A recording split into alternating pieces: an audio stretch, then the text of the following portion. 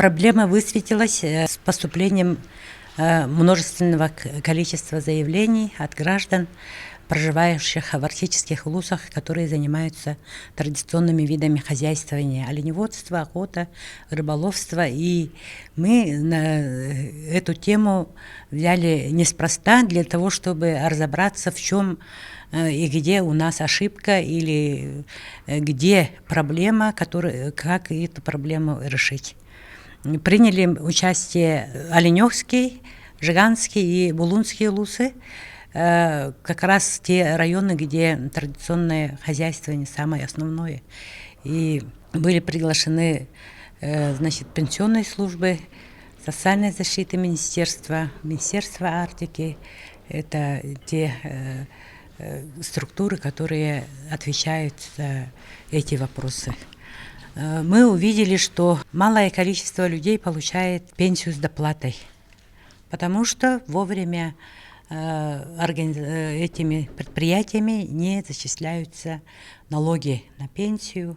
Увидели поселок Таймылыр, в котором рыбаки, работая всего 2 месяца во время путины, за другие месяцы они как бы отпадают, как будто их в документах нету. Получается, это вопросы, которые должны решаться на муниципальном уровне.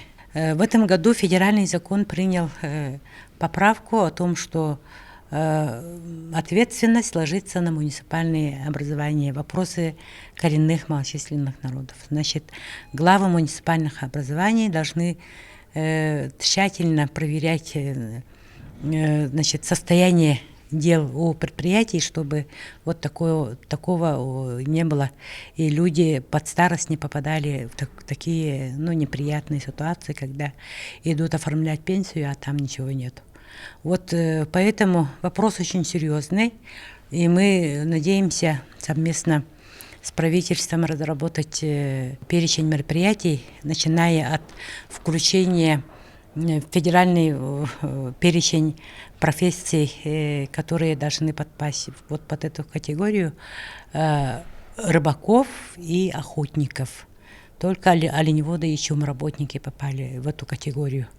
Поэтому предстоит работа на федеральном уровне, и на уровне региона, это представители пенсионного фонда, налогового, они должны более конкретно работать с каждым улусом. И, конечно, пристальное, я говорю, это внимание такое, двукратное внимание к тем людям, которые занимаются традиционными видами хозяйствования.